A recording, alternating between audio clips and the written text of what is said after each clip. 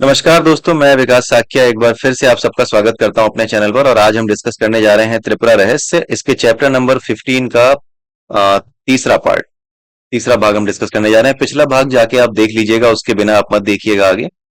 और इस बुक को भी बीच में से कहीं से मत देखिए अगर आपने पुराने चैप्टर्स नहीं पढ़े हैं फ्रॉम चैप्टर 1 ऑनवर्ड्स। तो चैप्टर 1 ऑनवर्ड्स पढ़ने के बाद ही आप यहाँ तक आइए। पहले चैप्टर से पढ़े बिना अगर आप बीच में कहीं भी किसी भी वीडियो को देखेंगे तो आपको चीजें पूरी समझ में नहीं आएंगी। समझ में तो आएंगी बट हाँ, आप कॉन्टेक्स्ट नहीं समझ पाएंगे, इसका महत्व नहीं समझ पाएंगे, केवल आपके लिए बातें ही रह जाएंगी वो। इसलिए स्टार्टिंग से ही शुरू करें। आइए देखते हैं कि आगे क्या हुआ। तो पिछले वीडियो में आपने देखा कि किस तरीके से एक तापसी, एक तपस्वी आती है, अष्टावक्र, जो कि काफी अहंकार में होते हैं कि वो वरुण के यहाँ से बहुत बड़े बड़े ब्राह्मणों को बचा लाए हैं जिनको वरुण ने डुबो दिया था। डुबोने का मतलब होता है कि उनके अहंकार की वजह से उनको नीचे पद पर गिरा दिया और अपने यहां जैसे वो खुद हैं वरुण अहंकार में, ठीक उसी प्रकार से अपने जैसा उन्हें बना लिया। अपने अहंकार में किसी ने दूसरे व्यक्ति को डुबो लिया। मेरे अंदर अहंकार है, सामने वाले के अंदर अहंकार है, हम दोनों ही एक दूसरे को डुबाने की क्षमता रखते हैं। कुछ वैसी ही बात वहां पे आप समझिए। वरुण क्या थे, वो अपने पिताजी के यहाँ जब यज्ञ हो रहा था तो वहां पर भी बुलाया ब्राह्मणों को, लेकिन ब्राह्मण कहाँ गए, जनक जी के पास गए। तो अब हुआ क्या कि उसे अहंकार था, वरुण को उसे क्रोध आया। उसने क्रोध में अपने अहंकार को पूरा करने के लिए यहां पर आकर के इनको ललकारा ब्राह्मणों को, और उन्हें अपने क्रोध में नीचे गिरा दिया। उनको भी क्रोध आया, ब्राह्मणों को भी क्रोध आया।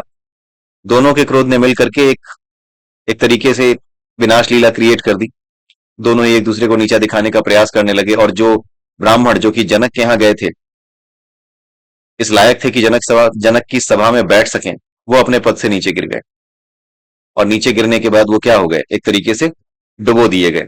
किसी दूसरे ने अपने अहंकार में आपको भी डुबो दिया, कुछ ऐसी बात है। मेटाफरिक कहानियां हैं ये, मेटाफरिक वे में कही गई बातें हैं ये, उसको उस तरीके से ही समझिए।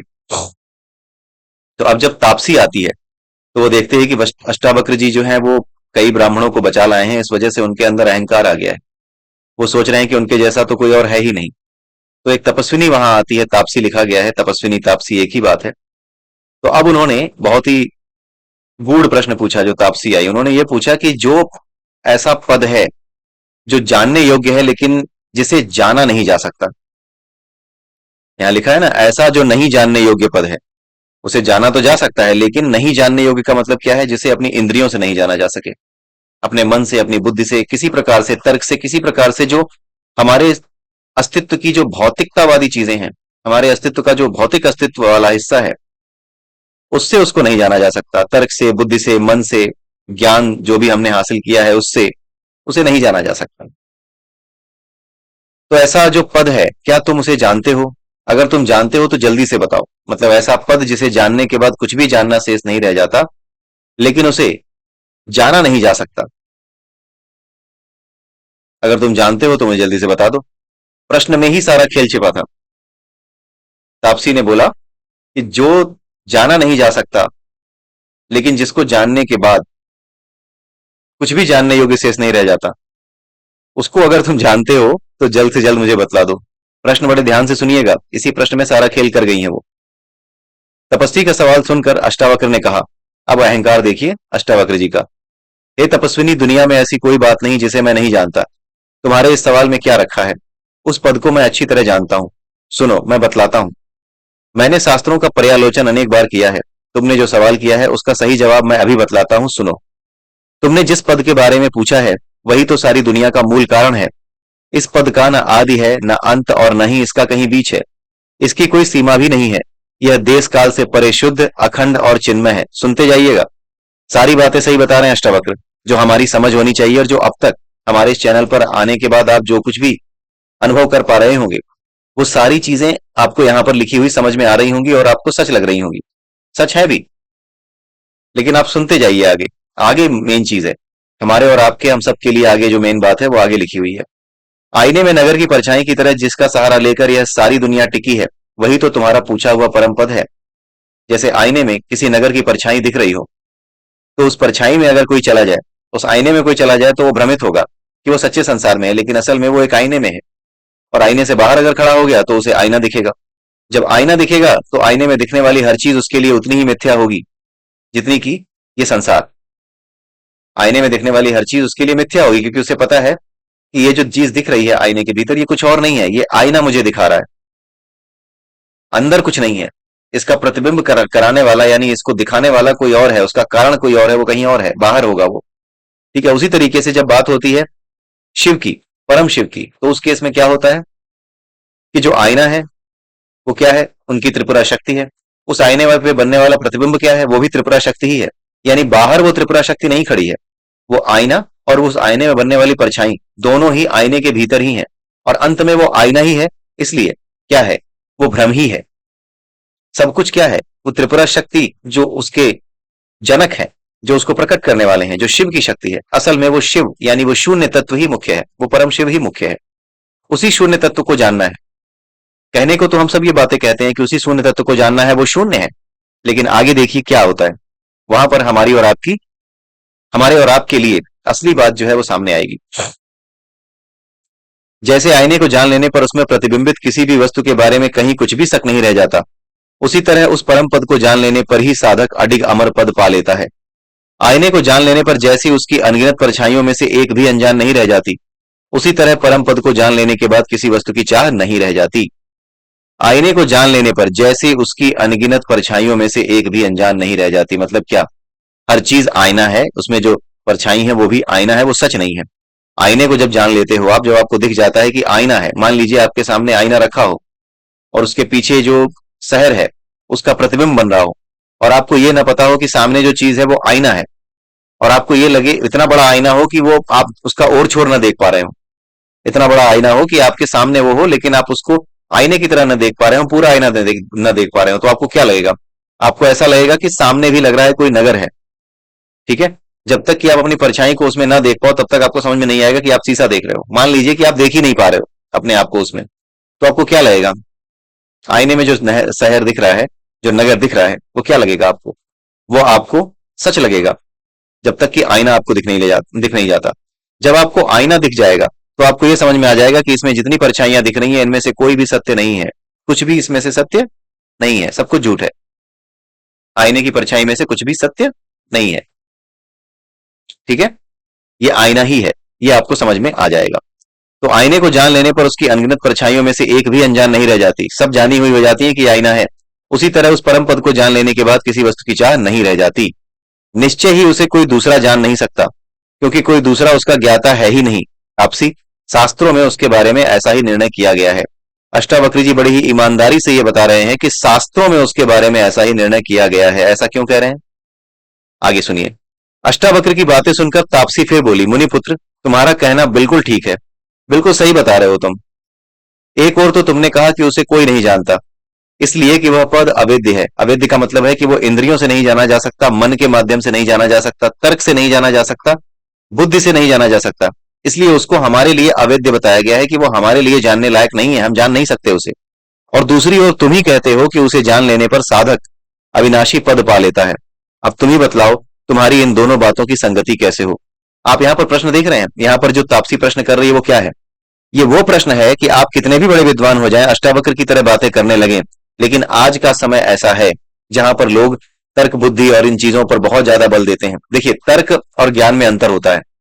तर्क से ज्ञान को नहीं जाना जा सकता, इसलिए नहीं जाना जा सकता क्योंकि जो तर्क होता है ना, वो अपने आप को साबित करने की कला होती है, स्वयं को सिद्ध करने की कला होती है। आप अपने आप को साबित कर रहे हैं कि आप सही हैं, लेकिन जो वास्तविक सत्य है ना, उसको साबित नहीं कर रहे हैं। आप अपने तर्क के माध्यम से आप अपनी समझ को सही साबित करने की कोशिश कर रहे हैं कि मैंने जो समझा है वो सही है, लेकिन जो वास्तव में सही है आप उसे साबित नहीं कर रहे होते। तर्क स्वयं को साबित करने की कला है, सत्य उससे परे है, सत्य उससे अलग है।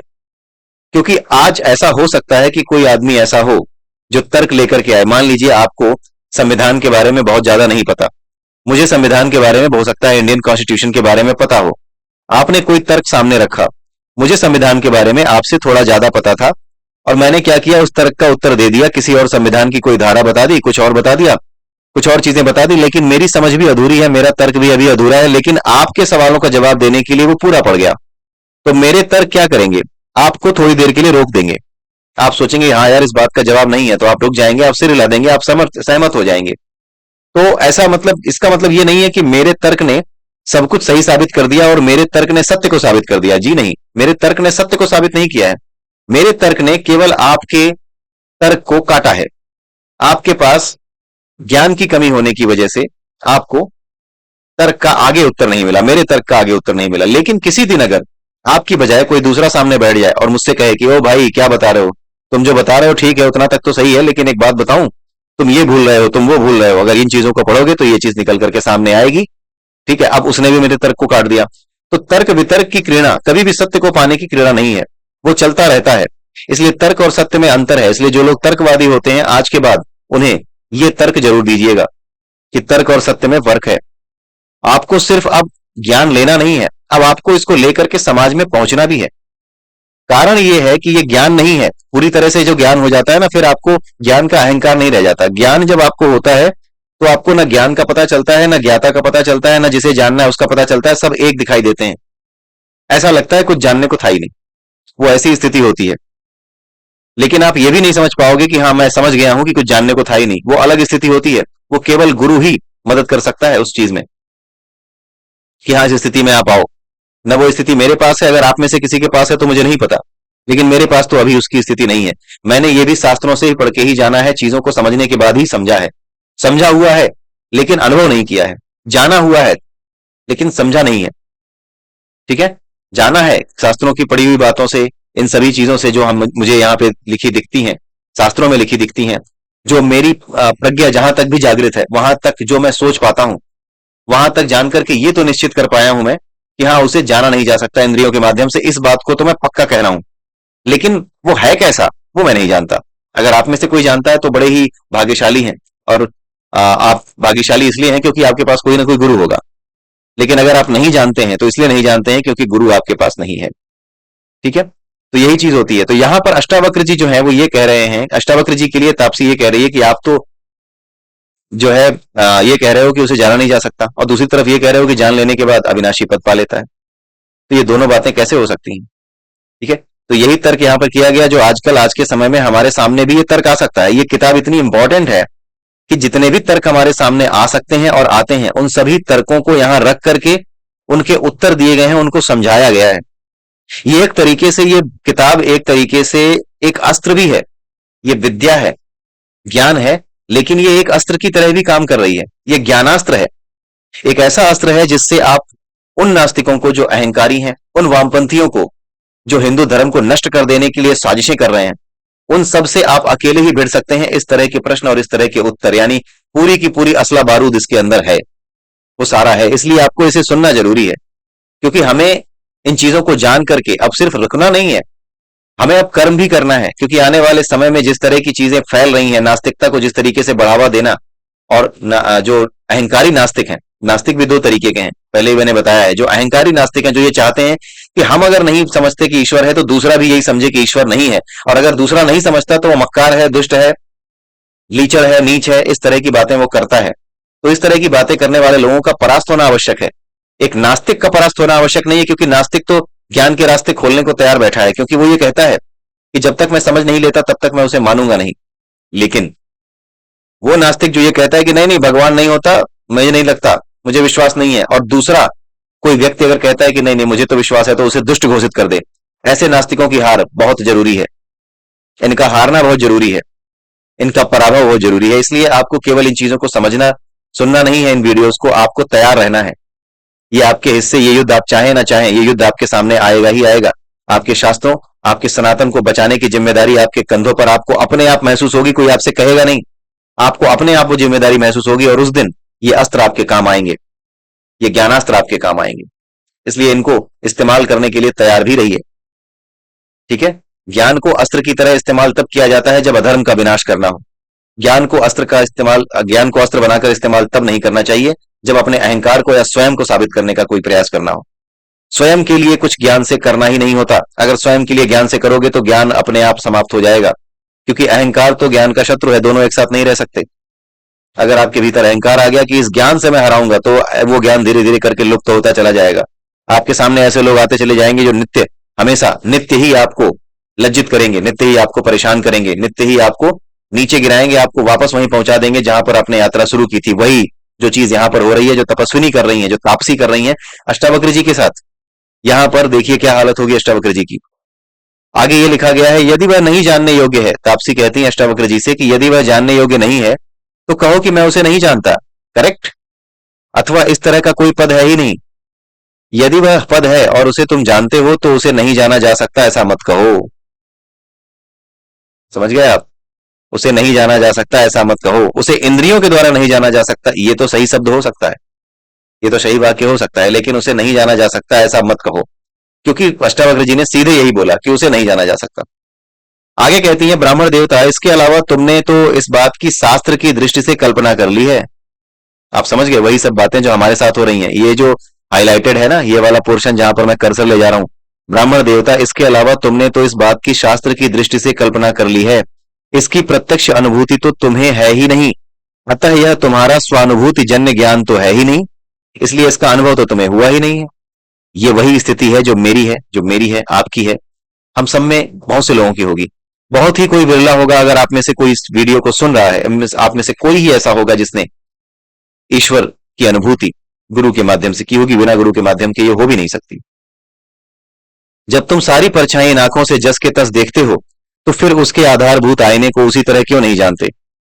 अब यहां पर प्रश्न ये है कि जब तुम ये जानते हो कि ये सब कुछ परछाई है, ये संसार भी परछाई है, तो फिर तुम उसके आधारभूत आईने को क्यों नहीं जानते। तो ये परछाई जिस आईने में बन रही है उस आईने को जानते क्यों नहीं हो। यानी जब तुम जानते हो कि ये शिव की माया है तो तुम शिव को जानते क्यों नहीं हो। कुल मिलाकर प्रश्न ये है। राजा जनक के सामने भरी सभा में ऐसी बुद्धि की बातें बोलते हुए भी अपने को तुम पराजित नहीं मानते। डांटा उसको, अष्टावक्र को डांटा। तापसी की बात सुनकर वह हतप्रभ हो गया। अष्टावक्र जी हतप्रभ हो गए, मुंह से आवाज नहीं फूटी, सकपका कर लजा गए। भरी सभा में उसकी हेकड़ी गुम हो गई, मुंह लटका कर बैठ गए।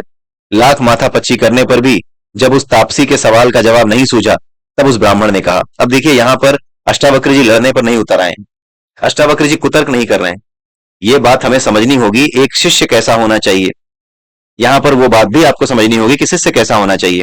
ऐसा नहीं है कि अगर आपके सामने कोई खड़ा हो और सही प्रश्न पूछ ले और आपको लगे कि आप बेइज्जत हो रहे हैं तो फिर आप कुतर्क करने लगे, आप अपनी इज्जत बचाने के लिए उससे लड़ने लगे, या फिर यही तो होता है, अपनी इज्जत बचाने के लिए आप कोई दूसरा तर्क ले आते हैं। ऐसा तर्क जो कई बार तर्क युक्त नहीं होता, तर्कहीन होता है, कुतर्क होता है, लेकिन आप अपनी इज्जत की, अपने वर्चस्व की लड़ाई को बचाने के लिए, अपनी इज्जत को बचाने के लिए आप वो कुतर्क करने लगते हैं।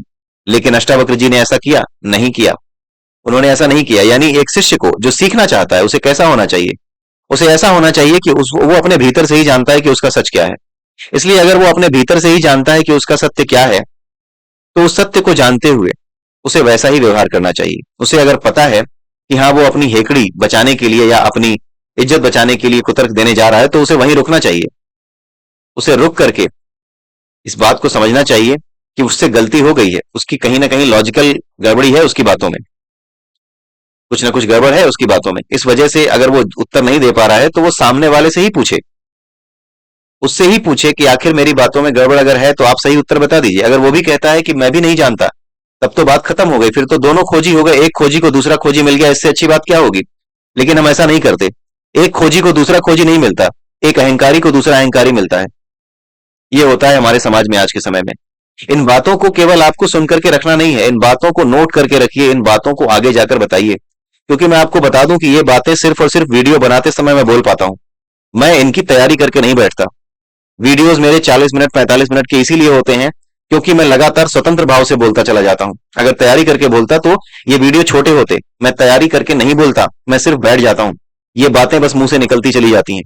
इसलिए ये जो निकल रही हैं इन बातों को आप याद भी रखिए और जहां जरूरत हो उसे इस्तेमाल कीजिए, क्योंकि समाज को अब बदलने का समय आ गया है। जिस तरीके के लोग इस समाज पर काबिज हो रखे थे उनका प्रभाव अब धीरे धीरे समाप्त हो रहा है। वो धीरे धीरे अपनी पकड़ ढीली कर रहे हैं। इसी पकड़ ढीली होते समय हमें उन्हें धक्का दे देना है, हमें उनको सही रास्ते पर ले आना है, हमें उन्हें बताना है कि इधर नहीं इधर आओ, तुम गलत सोचते हो। उनसे लड़ना नहीं है, बस केवल अपने विचार रख देने हैं। लड़ना किसी से नहीं है, केवल अपने विचार रख देने हैं। हम में और उन पे अंतर है और उनमें अंतर होना चाहिए।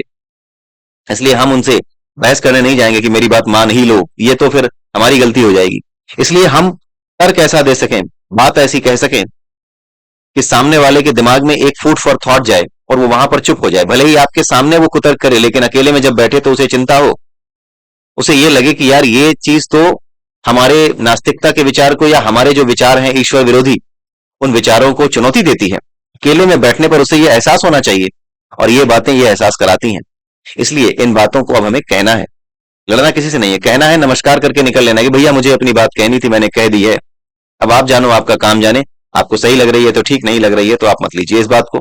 आप इतना कह के निकले। ऐसा नहीं है कि उन बातों का असर नहीं होगा, आप ये भूल जाइए कि वो नहीं ले रहा आपकी बातों को, या लड़ रहा है आपसे, या आपको कुतर्क कर रहा है आपसे, तो उसके ऊपर असर नहीं हो रहा। जी नहीं, उसके ऊपर असर होगा। आप बातें छोड़ करके चले जाइए, वो आपसे उस समय सहमत नहीं होगा, लेकिन जब वो अकेले बैठेगा तो उसको बेचैनी होगी कि अरे यार, जो नास्तिकता मैंने आज तक फैलाई थी, जिस तर्क के सहारे नास्तिकता फैलाता था, जिस तर्क के सहारे मैं अहंकारी नास्तिक हुआ करता था, सबको नास्तिक बनने की शिक्षा दिया करता था, ये तर्क तो उस नास्तिक बनने की जो जबरदस्ती है जो दूसरों के साथ मैं कर रहा हूं, ये तर्क तो उसके बीच में आ रहा है, ये तर्क तो उसे काट रहा है, उसकी रातों की नींद उड़ जाएगी। और यही नींद आपको उड़ानी है ताकि वो सही मार्ग पर आए। रातों की नींद तभी वापस आएगी जब आप सही मार्ग पर चलोगे। जो आदमी गलत मार्ग पर चलता है वो कब सही तरीके से सो पाया है? जो चोर हो वो भला नींद कभी सो पाया है ढंग की? हमेशा तो एक खटका लगा रहता है कि अभी पुलिस दरवाजे पे खटखटाएगी। क्या यही जीवन है उसका? उसी प्रकार से जो व्यक्ति लगातार इस चक्कर में फंसा है कि पूरी दुनिया में नास्तिकता फैलाऊंगा, दिन रात उसे यही लग रहा है कि कहीं कोई मुझ पे हमला तो नहीं कर देगा, कहीं कोई ऐसा तर्क तो नहीं आ जाएगा जो मेरे नास्तिकता के तर्क को चुनौती दे दे। इसीलिए इनके हमले तेज हैं। आपको लगता होगा कि ये नास्तिकों के हमले तेज क्यों हैं? नास्तिकों के, अहंकारी नास्तिकों के हमले इसीलिए तेज हैं क्योंकि वो लगातार इसी डर में जीते हैं कि कहीं कोई ऐसा तर्क ना आ जाए जो कि मेरे नास्तिकता को चुनौती देता हो, मेरे नास्तिकता के विचार को जो मैं फैलाना चाहता हूं उसे चुनौती देता हो। इस वजह से ही वो परेशान होते हैं, और इसी वजह से वो लगातार उस डर के मारे उनकी तैयारी जोर शोर की होती है, और उनके बातें, उनके तर्क वो जो लेकर के आते हैं वो तैयारी के साथ आते हैं। आपकी ऐसी तैयारी नहीं होती है, आपकी हो ही नहीं सकती, क्योंकि आपको पता है कि आप सही रास्ते पर चल रहे हो, तो आप तैयारी नहीं करते। तैयारी वही कर रहा है बिना बात की लड़ाई की, जिसको कि ये डर है कि जो विचार या जो मानसिकता मेरी है उसे मुझे पूरे पूरे समाज में फैलाना है, तो मुझे तैयारी रखनी ही पड़ेगी, मुझे इतना मजबूत दिखना पड़ेगा। उस मजबूत दिखने के चक्कर में वो अपनी पूरी गैंग बनाता है। आप जिनसे लड़ नहीं रहे, आप सोचिए, आप नास्तिकों से लड़ नहीं रहे, लेकिन उसके बावजूद भी नास्तिक आपके विरुद्ध गैंग बनाए खड़े हैं। आप सिर्फ ये कहते हो कि नहीं, मुझे कोई पता नहीं, मुझे तो मेरे कन्हैया पे विश्वास है, मुझे तो मेरे राम जी पे विश्वास है, और उसके अलावा आप कोई गैंग नहीं बनाते। गैंग बनाते भी हो तो पूजा पाठ करने जाते हो, हरि कीर्तन करने जाते हो, हरे रामा हरे कृष्णा करने जाते हो, लेकिन उसके अलावा किसी को पराजित करने के उद्देश्य से आपने कोई गैंग नहीं बनाया। लेकिन वो जो सामने गैंग है ना, वो कौरवों का गैंग है। उसने आपको परास्त करने के लिए ही गैंग बनाया है, वो आपको नष्ट करने के लिए ही गैंग बनाए बैठा है। इसलिए आपको गैंग बनना नहीं है, लेकिन अपने आप में सचेत रहना है, और हर व्यक्ति को एक दूसरे से जोड़ देना है, और यह कह देना है कि हमें और आपको अर्जुन बनना पड़ेगा। आज का अर्जुन आपको बनना पड़ेगा। अगर आप युधिष्ठिर हैं, धर्मात्मा हैं, जो अहिंसा चाहते हैं, फिर भी आपको युद्ध में उतरना पड़ेगा। अगर आप धार्मिक हैं तो आप समझ जाइए कि आप युधिष्ठिर हैं, आज के युधिष्ठिर हैं। आपको युद्ध में उतरना पड़ेगा। युधिष्ठिर के पास भाला था। भाला यानी बहुत नुकीली चीज जो सीधे वार करती है। वार करने का मतलब यह कि ज्ञान को भाले की तरह आप इस्तेमाल कीजिए। बिल्कुल सीधी सटीक बात कहिए, बिल्कुल सीधी सटीक बात कहिए, और सामने से निकल जाइए अपना वार करके, अपनी बात कह के निकल जाइए कि मुझे जो कहना था मित्रवर वो मैंने कह दिया, बाकी आप जानो। केवल और केवल वो विचार सीड की तरह, बीज की तरह छोड़ देने हैं जो उनकी रातों की नींद उड़ा दे, क्योंकि रातों की नींद उड़ने के बाद वो बेचैन होंगे। बेचैन होने के बाद ही वो सत्य को जानने का प्रयास करेंगे, और इस तरह से समाज धीरे धीरे सही रास्ते पर आता चला जाएगा। यही होगा। आप अपना प्रयास जारी रखिए। अगर आप नहीं भी करेंगे तो भी यही होगा। इसलिए कम से कम अपने कर्तव्यों का पालन तो कीजिए। जैसे अर्जुन से कहा गया था कि तुम अगर इन्हें नहीं भी मारोगे तो भी इन्हें मैं पहले ही मार चुका हूं, ये तुम मारे ही जाएंगे।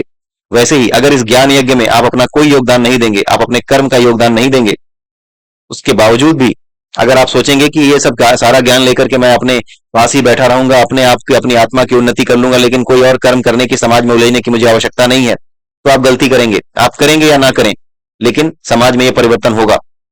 ठीक है? तो इससे बेहतर है कि जो प्रकृति अपना काम करने जा रही है उस प्रकृति के साथ एक हो जाइए, योग कर जाइए। यही तो भगवान कृष्ण कह रहे थे कि कर्म योगी बन जाओ, क्योंकि कर्म ऐसे करो जिसके अनुसार ये संसार चल रहा है। संसार में जो कुछ होने वाला है, संसार में जो कुछ आगे चलने वाला है, उसके साथ योग करके, उसके साथ मिल करके चलो, तो तुम्हारा कर्म जुड़ जाएगा इस संसार से, इस प्रकृति के नियम से जुड़ जाएगा, और तुम कर्मयोगी हो जाओगे। लेकिन अगर तुम उसके योग से दूर भागोगे कि नहीं यार, संसार में जो होना है होता रहे, मुझे तो ज्ञान लेकर के आत्मोन्नति करनी है, तो आप संसार के कर्मों के साथ नहीं चल रहे, फिर आप ज्ञानी और सन्यासी होकर के कहीं चले जाइए संसार के किसी कर्म में, यहां तक कि अपने बच्चों के जीवन में भी जरा सी भी हस्तक्षेप मत कीजिए, आप उस तरीके के हो जाइए। लेकिन अगर आप संसार में हैं, परिवार है, कुटुंब है, समाज है, वहां पर आप हस्तक्षेप करते हैं, राजनीतिक रूप से अपने विचार रखते हैं, तो निश्चित रूप से आप ये समझ जाइए कि आपको ये ज्ञान, जो ये जानकारी है, इस ज्ञान को, इस जानकारी को, इसकी समझ को आपको आगे ले जाना ही पड़ेगा, आपको इस युद्ध में उतरना ही पड़ेगा, आपको अपनी बातें कहनी ही पड़ेंगी, तभी आपका कर्मयोग बनेगा। आई होप मैं अपनी बात समझा पाया हूं। ठीक है, आगे ये देखते हैं। आगे अष्टावक्र जी कहते हैं कि हे तापसी, अब बड़े विनम्र भाव से वो कहते हैं, एक शिष्य की तरह, एक शिष्य जैसा होना चाहिए वैसे ही अष्टावक्र जी यहाँ पे हैं। हे तापसी, मैं आपके सवाल का सही जवाब तो नहीं जानता, पर शास्त्र में ऐसी विरोधी बातें क्यों मिलती हैं? अब उसने सही प्रश्न पूछा कि मैं सही जवाब नहीं जानता, लेकिन हाँ शास्त्र में ही ऐसा लिखा है, लेकिन ऐसी दो तरह की बातें क्यों लिखी हैं? मैं तो आपका शिष्य हूं, मुझे समझा दीजिए। मैं तप को घटाने वाला, किसी बात का उल्टा मतलब निकालने वाला झूठ तो नहीं बोलता। अब यहां पर वो ईमानदारी से कह रहे हैं कि मैं झूठ नहीं बोलता, जो मुझे पता है वही बता रहा हूं, लेकिन मैं इसे समझ नहीं पाया हूं, मैं ये नहीं समझ पा रहा हूं कि ऐसी विरोधी बातें क्यों मिलती हैं। अष्टावक्र जी की सच्ची बातें सुनकर वह तापसी खुश हो गई तथा भरी सभा में सबों को सुनाकर उसे कहने लगी, बेटे, इस मर्म को ठीक ढंग से नहीं समझ पाने के कारण ही बहुत सारे लोग भ्रमित हो जाते हैं। यह बात कोरे तर्क से समझ में नहीं आती, शास्त्रों में भी इसे छिपाकर रखा गया है। ये लाइन बड़ी जरूरी है, शास्त्रों में इसे छिपाकर रखा गया है। जैसे दूध के भीतर मक्खन छुपा होता है, उसी प्रकार से शास्त्रों के भीतर मक्खन के रूप में ये प्रज्ञा, ये ज्ञान, ये अनुभव छुपा हुआ है। इस सभा में मौजूद एक भी सभासद इस मर्म को नहीं जानते। इस रहस्य को या तो राजा जनक जानते हैं या फिर मैं जानती हूं, और कोई नहीं। वाद विवाद में भी कहीं इस तरह का सवाल जवाब नहीं होता। ये बड़ी अच्छी बात यहां पर कही गई है कि जब हम डिस्कशन करते हैं तो वहां पर भी इस तरह का कभी सवाल जवाब नहीं होता कि लोग ये बातें तो कर लेते हैं, उसे जाना नहीं जा सकता, उसे समझा नहीं जा सकता, लेकिन कैसे? अगर उसे जाना नहीं जा सकता तो उसे जाना किसने है? ये किसने जाना कि इसे जाना नहीं जा सकता? और क्या जान करके ये जाना कि इसे जाना नहीं जा सकता? तो ये सारी बातें होती नहीं है कहीं किसी सभा में, इसलिए दूध से मक्खन निकालने का काम कभी हो नहीं पाता। विद्वान जन भी तर्क का सहारा लेकर प्रायः इस मर्म को जानने की कोशिश करते हैं। अब आगे मक्खन निकलेगा कैसे, ये 78वां श्लोक है, उसमें क्या लिखा है, आखिरी जो लाइन है वो देखिए, बिना गुरु की सेवा और इष्ट की कृपा के केवल सूक्ष्म बुद्धि से या तर्क के सहारे आज तक इसे कोई नहीं जान सका है। अब पता चला कि न जानने का मतलब क्या है। केवल सूक्ष्म बुद्धि या तर्क के सहारे आज तक इसे कोई नहीं जान सका है। गुरु की सेवा और इष्ट की कृपा से, मतलब गुरु की सेवा करने पर गुरु आपके ऊपर कृपा करेंगे, गुरु ही वो जानते हैं कि जो मक्खन है वो दूध से निकलता कैसे है, वो दिखता कैसा है, कैसे निकाला जाएगा, बस वही जानते हैं। इसी वजह से तापसी ये कह रही हैं, देखिए फिर से गुरु का महत्व समझ में आ गया। बिना गुरु की सेवा और इष्ट की कृपा के केवल सूक्ष्म बुद्धि या तर्क के सहारे आज तक इसे कोई नहीं जान सका है। आगे देखते हैं, हे ऋषिपुत्र, पूरी सावधानी के साथ सुनो, मैं तुम्हें यह रहस्य समझाती हूं, क्योंकि उदासीन मन से सुनकर भी इसे समझना कठिन है। जब तक अपने भीतर इस विज्ञान की अनुभूति नहीं होती, हजारों बार इसका सुनना या सुनाना भी बेकार हो जाता है। कितनी अच्छी बात कही है।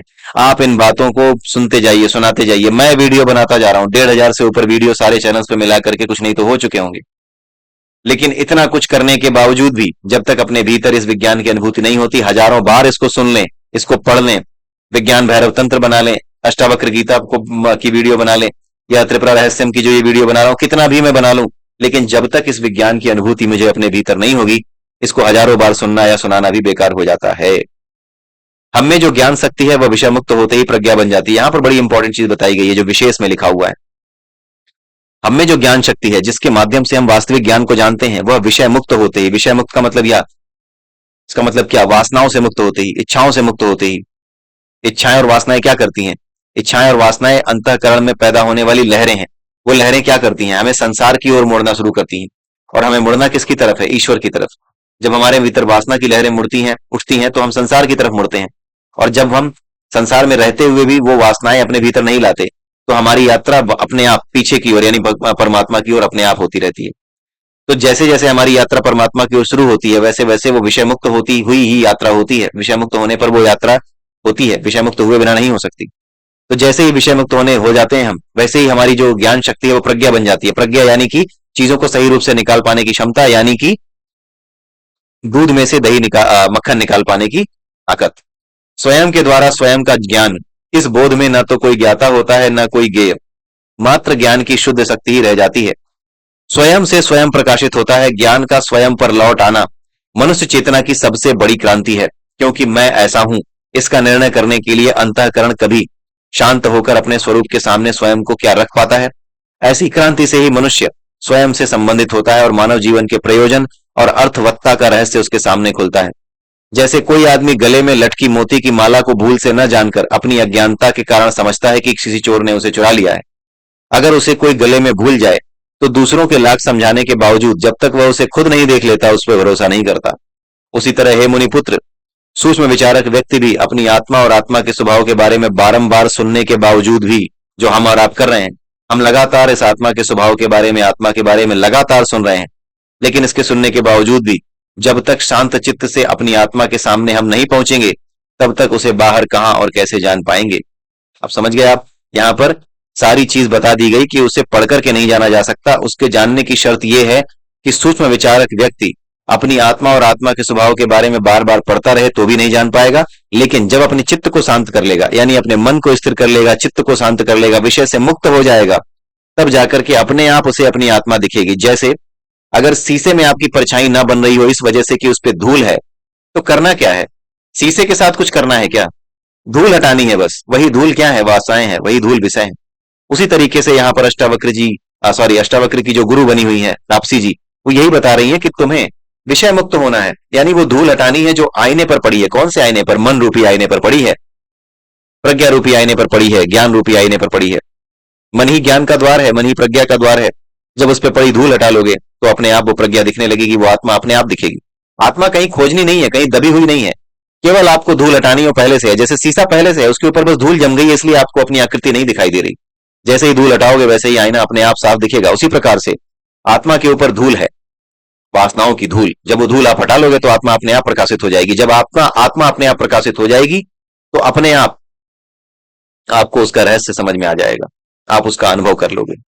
ठीक है? लेकिन मैं और आप, मैं तो कम से कम खास करके मैं अभी वहां तक नहीं पहुंच पाया, क्योंकि कुछ ना कुछ विषय, कहीं ना कहीं कोई बात रहती ही है मन में। ठीक है? प्रयास कर रहा हूं मैं भी, गुरु के मिलने की आस है। तो जब तक आस है तब तक विश्वास है, और इस वजह से यहां पर आपको ये ग्रंथ जो त्रिपुरा रहस्य के नाम से है, इसको समझना बहुत जरूरी है, क्योंकि आज के समय में इसकी बड़ी आवश्यकता है। इसमें जो बातें लिखी हैं, जो बातें कही गई है ना, ये वही बातें हैं जो हमारे और आपके सामने आती हैं, वही तर्क हैं जो हमारे और आपके सामने आते हैं। ठीक है? और हम अपने अहंकार में रहते हैं कि हम सब जानते हैं, कोई आएगा तो देख लेंगे, और फिर होता क्या है, हम बचते हैं ऐसे लोगों के प्रश्न से। हम चाहते हैं कि नास्तिक कोई सामने पढ़ ना जाए और फालतू की बात करे ना।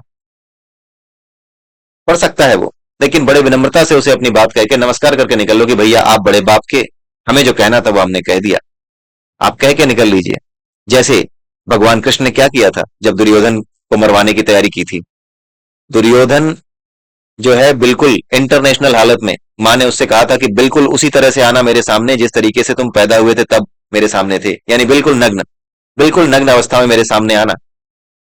तो वो बिल्कुल नग्न अवस्था में जा रहा होता है और सामने से श्री कृष्ण आ जाते हैं, और श्री कृष्ण उससे कहते हैं कि अरे तुम ऐसी हालत में कहां जा रहे हो, तुम्हारा जो रास्ता तो बिल्कुल जो है माता गांधारी के शिविर की ओर है। तो जब तुम माता गांधारी के शिविर की ओर जा रहे हो तो ऐसा अधर्म तुम क्यों कर रहे हो? उसने कहा अधर्म? माता की आज्ञा मानना कोई अधर्म थोड़ी है, माता ने ऐसे ही कहा है आने के लिए। तो उन्होंने उसके दिमाग में एक बीज डाल दिया, शक का, एक भ्रम का बीज डाल दिया। उन्होंने उससे कहा कि वो तो माता है, उन्होंने तुम्हें बचपन में भी नंगा देखा है, लेकिन तुम तो पुत्र हो, तुम तो अपने धर्म का ज्ञान ध्यान करो। माता तो तुमको बचपन में देख चुकी हैं नग्न, माता ने तुम्हें दूध भी पिलाया है। ठीक है? सब कुछ उन्होंने किया है। जो तुम इस हालत में जा रहे हो ना, इस हालत में जाने पर माता पे कोई दोष नहीं लगेगा, क्योंकि माता ने तो तुम्हें नग्न देखा ही है। लेकिन तुम ये सोचो कि शास्त्र जो है वो एक पुत्र के बारे में क्या कहते हैं। अगर पुत्र वयस्क हो, अगर उसमें बुद्धि हो, अगर उसमें स्वयं का एक जो बुद्धि और एक जो प्रज्ञा है विकसित हो चुकी हो, एक समझ विकसित हो चुकी हो, वो समझदार हो चुका हो, तो उस समय पुत्र का क्या धर्म है, जिसमें सोचने विचारने की शक्ति हो, उस पुत्र का क्या धर्म है। माता को कोई दंड नहीं मिलेगा, माता को कोई पाप नहीं लगेगा, क्योंकि उन्होंने तो तुम्हें नंगा देखा ही है। लेकिन तुम एक वयस्क पुत्र हो, तुम्हारे ऊपर क्या लगेगा, ये शास्त्र क्या कहते हैं, तुम्हारे ऊपर यह अधर्म लगेगा कि वयस्क पुत्र के बारे में यह कहा गया है कि माता के सामने अगर कोई बच्चा, पुत्र जो बड़ा हो चुका है, जिसमें बुद्धि है, अगर वो माता के सामने नंगा चला जाता है तो माता की हत्या के बराबर का पाप लगता है। ये शास्त्र कहते हैं। ये बात उसके दिमाग में डाल करके चले गए। ठीक है, ये बात उसके दिमाग में डाल करके चले गए। अब वो वहां पर उनके पैरों में थोड़ी गिर पड़ा। आप अगर ये सोचो कि आप अपनी बात कहोगे और नास्तिक आदमी या जो अहंकारी नास्तिक है या जो विरोधी है या जो वामपंथी है वो आपके पैरों में गिर पड़ेगा, महाराज आपने तो बड़ी अच्छी बात कही। ऐसा कुछ नहीं होगा। दुर्योधन ने भगवान कृष्ण के सामने ऐसा नहीं किया, तो आप कैसे सोच सकते हो कि आपके सामने कोई वामपंथी, कोई जो है दुर्बुद्धि व्यक्ति आपके सामने ऐसा करेगा? नहीं करेगा। लेकिन लेकिन हुआ क्या था? दुर्योधन के साथ क्या हुआ था? उसने उस समय वही कहा भगवान कृष्ण से कि ऐसा है, आप अपना रास्ता देखिए, मुझे अपना काम करने दीजिए। उसने कहा तो सही, लेकिन दिमाग में जो खटका बैठ गया था कि यार माता की हत्या का पाप, और कहीं ये पाप जो अधर्म है इसकी वजह से जो युद्ध जीतने की कोई आशा जो बन रही है, ठीक है, कहीं वो इस अधर्म की वजह से, भाई शास्त्रों में लिखा तो है ही कि अधर्म है, तो कहीं ऐसा ना हो कि इस अधर्म की वजह से मैं कहीं हार जाऊं युद्ध। होगा ना? ऐसा होगा। इसके दिमाग में आ गया, उसके दिमाग में आ गई ये शंका। अब जब उसके दिमाग में शंका आ गई तो श्री कृष्ण के सामने उसने भले कहा कि रास्ता नापो अपना, लेकिन उसके दिमाग में ये बीज तो बैठ गया ना। जब ये बीज बैठ गया तो उसने क्या किया? चलते फिरते शिविर तक पहुंचते पहुंचते बगल में केले के बाग थे, वहां से केले का पत्ता तोड़ ही लिया और अपनी कमर पे लपेट ही लिया कि अरे यार कमर पे लपेट लेता हूं, यहीं पर लपेटना जरूरी है। और इसके बाद मैं आगे जाता हूं। जब वो इसके बाद आगे गया तो आगे की कहानी आपको पता है। तो इसीलिए मैं आपसे कह रहा हूं कि जो बातें आप जानते हैं बड़ी विनम्रता से भगवान कृष्ण ने जैसे किया ना, कि सामने गए, उसको ये बोला कि भाई इससे तो माता की हत्या का पाप लगेगा। इतना कहने के बाद दुर्योधन ने कहा कि जाओ जाओ अपना रास्ता नापो, मुझे अपना काम करने दो। लेकिन दिमाग में जो बीज पड़ गया ना वो काम करता है। इसीलिए आप ये मत सोचिए कि किसी नास्तिक के साथ लंबा तर्क वितर्क करेंगे ना, किसी दुष्ट के साथ लंबा तर्क वितर्क करेंगे ना। अहंकारी नास्तिक और नास्तिक दोनों में अंतर होता है, मैं पहले ही बता चुका हूं। मैं अहंकारी नास्तिकों की बात कर रहा हूं जो पूरी दुनिया में नास्तिकता को स्थापित कर देना चाहते हैं, छल बल किसी भी तरीके से। उसके लिए वो झूठ बोलते हैं, झूठ भेजते हैं, व्हाट्सएप पे गंदे मैसेज करते हैं, भगवान शिव के शिवलिंग को जो है जेनिटल्स बताते हैं हमारे, उल्टी सीधी बातें करते हैं ताकि वो किसी तरीके से हमें अपनी तरफ ले सकें। गलत काम करते हैं, गलत कार्य करते हैं। आप सही तर्क दो। जो एक सही नास्तिक होता है वो सही बात कहता है। वो कहता है कि जब तक मैं नहीं जान लूंगा मैं नहीं मानूंगा। वो बिल्कुल सही कहता है। लेकिन जो अहंकारी नास्तिक कहता है नहीं नहीं, मैं तो अगर राजा बना ना तो ताकत के दम पर पूरे देश में हर एक मंदिर, हर एक चीज को उड़वा दूंगा। जहां पर भी पूजा होती होगी हर जगह, उस जगह पे जो पूजा करने लोग बैठे हैं उनको मार पीट के भगा दूंगा। ठीक वैसा ही जैसे आज की डेट में नॉर्थ कोरिया में होता है। नास्तिक देश है वो। ठीक है। और आप केवल वहां के राजा के अतिरिक्त और किसी की पूजा नहीं कर सकते। मतलब भगवान सबको बनना है लेकिन भगवान को मानना नहीं है, स्वयं भगवान बनना है। यह है समस्या। तो अब आप समझ गए होंगे कि हमें करना क्या है। ठीक है। विनम्रता से अपने बात कहिए, जैसे भगवान कृष्ण कह के चले गए, बीज डाल के चले जाइए, बाद में केले के पत्ता उन्हें लपेटने दीजिए। ठीक है। उनका विनाश निश्चित है, ये मैं आपसे वादा करता हूं। इसी के साथ मैं आप सबसे विदा लेता हूं। अगले वीडियो में फिर मिलेंगे। तब तक के लिए नमस्कार। जय सिया राम, जय श्री कृष्णा, जय श्री राधे, ओम नमः शिवाय।